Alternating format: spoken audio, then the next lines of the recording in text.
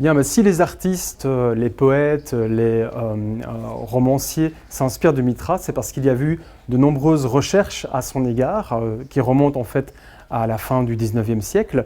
Et le plus grand spécialiste du culte de Mitra, c'était un Belge, c'était Frans Cumont, c'était un familier de Marimont, hein, c'était l'un des amis les plus proches du fondateur de notre musée, Raoul Warroquet, Frans Cumont. Frans Cumont était à l'époque la personnalité la plus célèbre sur le culte de Mitra. Il avait réalisé une œuvre de grande importance, une synthèse qui a été traduite dans plusieurs langues.